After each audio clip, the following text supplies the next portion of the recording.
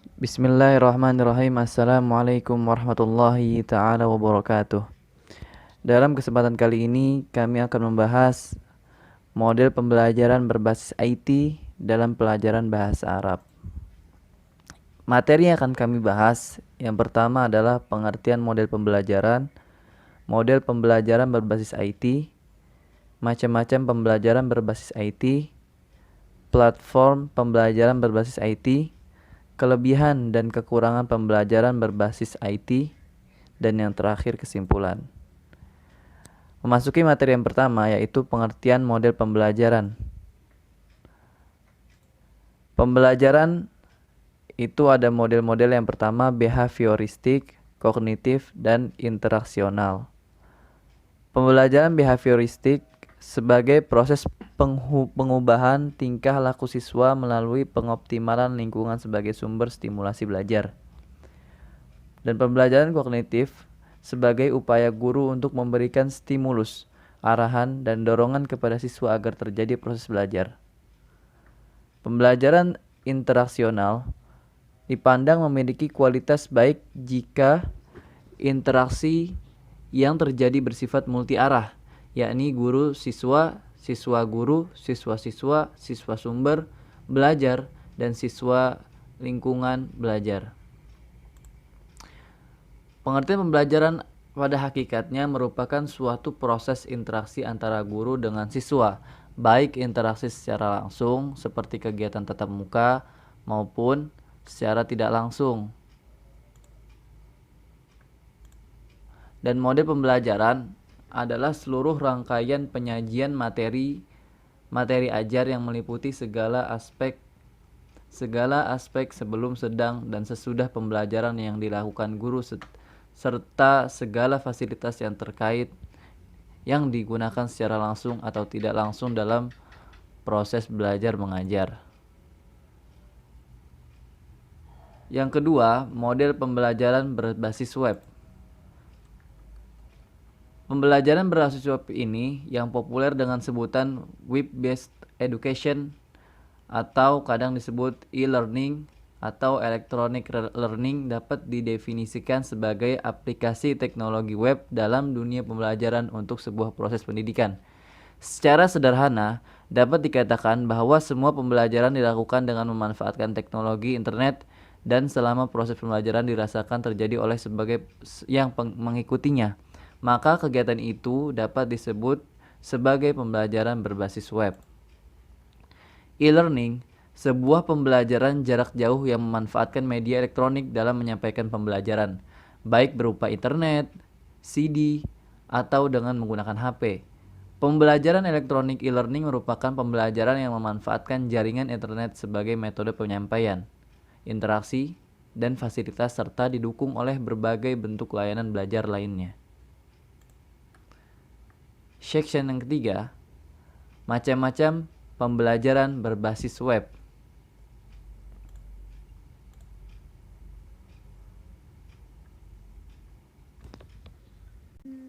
Macam-macam pembelajaran berbasis web, yaitu ada quick time learning, blended learning, online learning.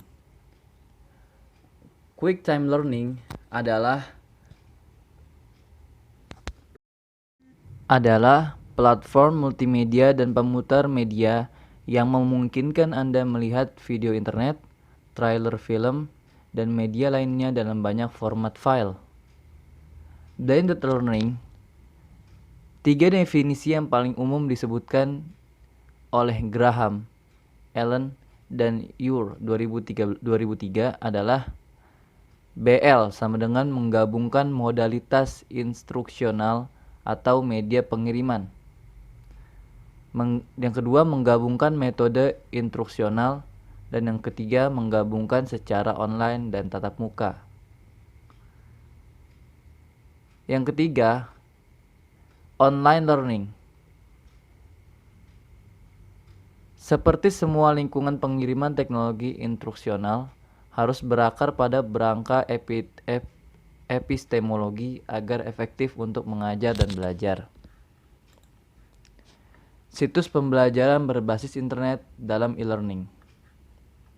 yaitu ada 3. Yang pertama web course, web centric course, dan web extended course. Yang pertama, web course itu penggunaan internet untuk keperluan pendidikan. Dengan demikian, bahan ajar, diskusi, konsultasi, penugasan, latihan, dan ujian disampaikan melalui internet. Tidak ada tatap muka dalam pembelajaran, misalnya dalam pendidikan jarak jauh, distance learning. Yang kedua, web-centric course memberikan tekanan pada bahan ajar, diskusi, konsultasi, penguasaan, dan latihan melalui internet. Ada pembelajaran tatap muka, namun persentasenya sangat kecil. Dan yang terakhir atau yang ketiga, penggunaan internet untuk keperluan pembelajaran yang hanya mendukung kegiatan pembelajaran secara tatap muka. Dengan demikian, persentase tatap muka pembelajaran lebih besar. Selanjutnya yang akan kita bahas adalah bagaimana cara belajar melalui web. Syarat utamanya ada 2, yaitu yang pertama adalah adanya akses dengan sumber informasi melalui internet, dan yang kedua adalah adanya informasi tentang letak sumber informasi yang ingin kita dapatkan. Kalau misal nih kita udah punya paket data, kita tersambung sama WiFi, kita bisa mengakses pembelajaran melalui web karena kita tersambung dengan internet. Kemudian adanya informasi ini, jadi kita tahu juga di mana letak platform atau website yang menyediakan pembelajaran berbasis web. Nah, pembelajaran berbasis web ini seperti yang sudah dijelaskan sebelumnya, kita tentukan dulu materinya apa, kemudian kita mencari letak dan informasi itu ada di sebelah mana, agar kita mendapatkan informasi yang ingin kita dapatkan. Kemudian, bagaimana implementasi pembelajaran berbasis web? Langkah implementasi pembelajaran berbasis web yang pertama, sebuah program pendidikan untuk meningkatkan mutu pembelajaran di lingkungan kampus dengan berbasis web. Program ini dilakukan idealnya selama 5-10 bulan dan dibagi menjadi 5 tahap. Tahap 1, 3, dan 5 dilakukan secara jarak jauh dan untuk itu dipilih media web sebagai alat komunikasi. Sedangkan tahap 2 dan 4 dilakukan secara tatap muka atau konvensional. Kemudian yang kedua, menetapkan mata kuliah pilihan di jurusan. Pembelajaran dengan tatap muka dilakukan secara rutin tiap minggu pada 7 minggu pertama. Setelah itu, tatap muka dilakukan setiap 2 atau 3 minggu sekali. 2 program pendidikan itu disampaikan melalui berbagai macam kegiatan belajar secara kelompok. Belajar yang mengerjakan tugas secara interaksi tatap muka dan virtual. Alasan mengapa forum tatap muka masih dibutuhkan dalam pembelajaran ini, yaitu yang pertama, perlunya forum untuk menjelaskan maksud dan mekanisme belajar yang akan dilalui bersama secara langsung dengan semua peserta didik. Keberhasilan sebuah proses pembelajaran juga ditentukan oleh pemahaman peserta didik tentang apa, mengapa, dan bagaimana proses dan pengerjaan tugas akan berlangsung. Peserta didik perlu mengetahui keluaran dan kompetensi apa yang akan didapat setelah mengikuti suatu kegiatan pembelajaran. Berdasarkan pengalaman, menjelaskan maksud dan mekanisme belajar merupakan langkah awal yang sangat vital. Kelancaran proses belajar selanjutnya sangat ditentukan pada tahapan ini. Yang kedua, perlunya memberikan pemahaman sekaligus pengalaman belajar dengan mengerjakan tugas secara kelompok dan kolaboratif pada setiap peserta didik. Karena model pembelajaran yang dirancang menurut kerja kelompok, maka peserta didik perlu memiliki kompetensi dan komunikasi. Iklim partisipatoris dan aktif terlibat dalam berbagai kegiatan perlu dikenalkan sekaligus dialami oleh setiap siswa. Untuk itu, mengenal pribadi satu dengan yang lain perlu dilakukan secara langsung guna membangun suatu kelompok yang kokoh serta selama kerja secara virtual selanjutnya. Yang ketiga, perlunya pemberian pelatihan secukupnya dalam menggunakan komputer yang akan digunakan sebagai media komunikasi berbasis web kepada setiap peserta didik. Dengan menyertakan berbagai kegiatan menggunakan komputer beserta fasilitas sistem komunikasi pendukungnya, maka setiap peserta didik harus mempunyai keterampilan mengoperasikannya. Kekurangpahaman dalam mengoperasikan peralatan tersebut sangat berdampak pada kemungkinan rendahnya partisipasi mereka dalam berbagai kegiatan diskusi virtual selanjutnya.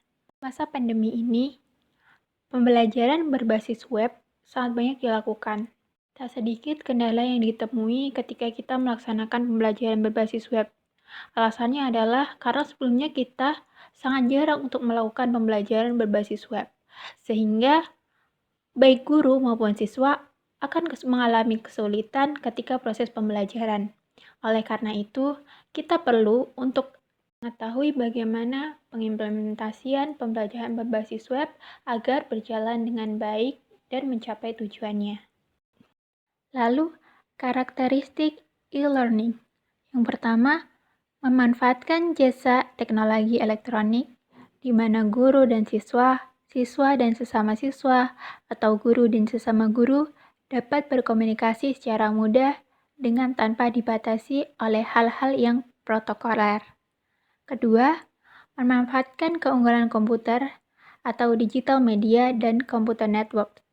Yang ketiga, menggunakan bahan ajar bersifat mandiri, self-learning material, disimpan di komputer sehingga dapat diakses oleh guru dan siswa kapan saja dan di mana saja bila yang bersangkutan memerlukannya. Dan yang keempat, memanfaatkan jadwal pembelajaran, kurikulum, hasil kemajuan belajar, dan hal-hal yang berkaitan dengan administrasi pendidikan dapat dilihat setiap saat di komputer.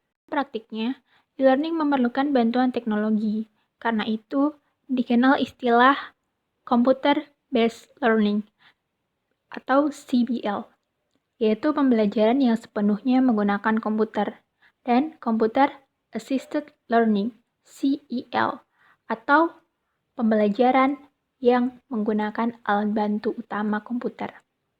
Teknologi pembelajaran terus berkembang, namun pada prinsipnya teknologi tersebut dapat dikelompokkan menjadi dua, yaitu teknologi based learning dan teknologi based web learning.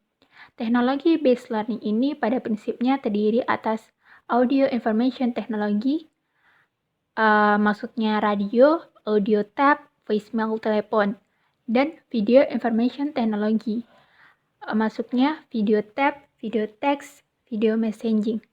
Sedangkan teknologi based web learning pada dasarnya adalah data information technologies atau bulletin board, internet, email, collaboration atau telegram. Nah, Web Purbo tahun 2002 mensyaratkan 3 hal yang wajib dipenuhi dalam merancang e-learning, yaitu sederhana, personal, dan cepat. Sistem yang sederhana akan memudahkan peserta didik dalam memanfaatkan teknologi dan menu yang ada. Dengan kemudahan pada panel yang disediakan, akan mengurangi pengenalan sistem e-learning itu sendiri, sehingga waktu belajar peserta dapat diefisienkan untuk proses belajar itu sendiri dan bukan pada belajar menggunakan sistem e-learningnya. Syarat personal berarti pengajar dapat berinteraksi dengan baik seperti layaknya seorang guru yang berkomunikasi dengan murid di depan kelas. Dengan pendekatan dan interaksi yang lebih personal, peserta didik diperhatikan kemajuannya, serta dibantu segala persoalan yang dihadapinya. Hal ini akan membuat peserta didik betah berlama-lama di depan layar komputernya. Kemudian layanan ini ditunjang dengan kecepatan, respon yang cepat terhadap keluhan dan kebutuhan peserta didik lainnya. Dengan demikian, perbaikan pembelajaran dapat dilakukan secepat mungkin oleh pengajar atau pengelola. Selanjutnya, section 4, platform pembelajaran berbasis web. Perkembangan teknologi informasi yang semakin pesat di era globalisasi saat ini tidak dapat dihindarkan lagi pengaruhnya terhadap dunia pendidikan. Tuntutan global menuntut dunia pendidikan untuk selalu senantiasa menyesuaikan perkembangan teknologi terhadap usaha peningkatan mutu pendidikan, terutama penyesuaian penggunaan teknologi informasi dan komunikasi bagi dunia pendidikan, khususnya dalam proses pembelajaran.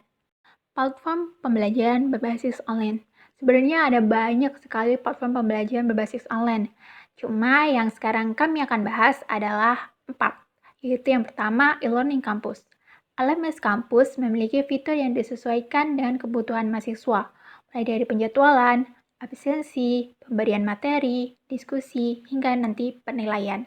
Yang kedua, Google Classroom adalah suatu serambi pembelajaran campuran yang diperuntukkan terhadap setiap ruang lingkup pendidikan yang dimaksudkan untuk menemukan jalan keluar atas kesulitan dalam membuat, membagikan, dan menggolong-golongkan setiap penugasan tanpa kertas.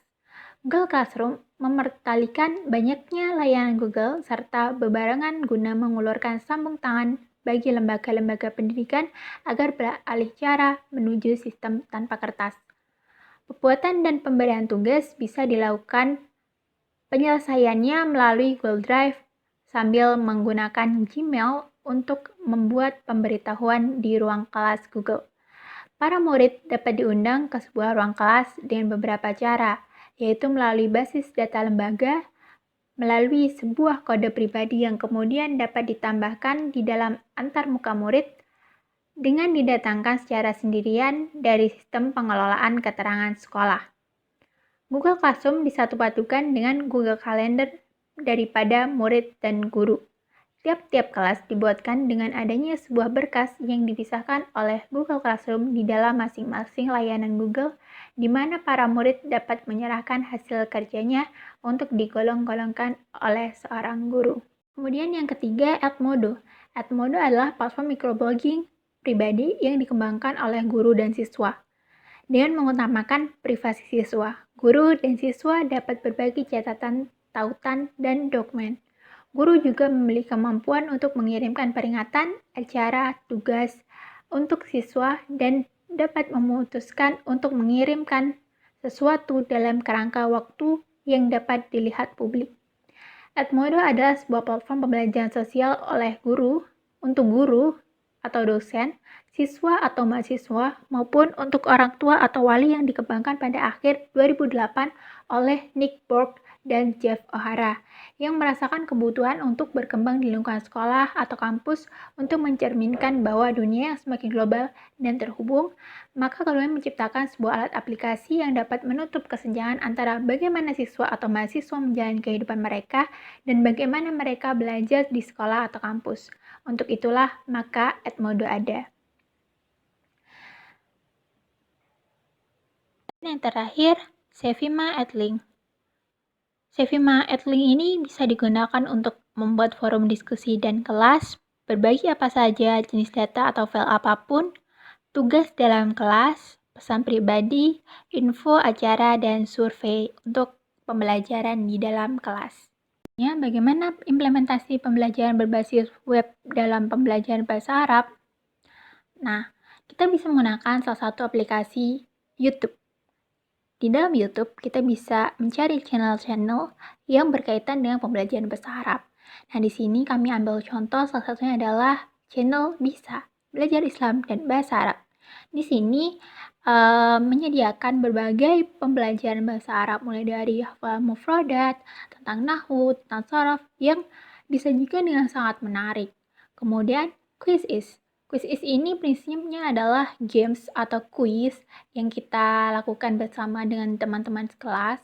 Jadi, guru membuat pertanyaan di dalam Quiz Is, kemudian si siswa melakukan quiz dengan menjawab pertanyaan-pertanyaan.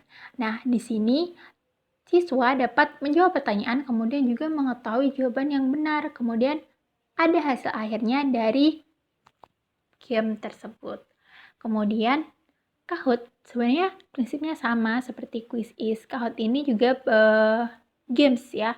Jadi lebih menarik untuk dimainkan karena nanti akan ada ranking siapa yang paling cepat, siapa nilai yang paling banyak. Nah itu.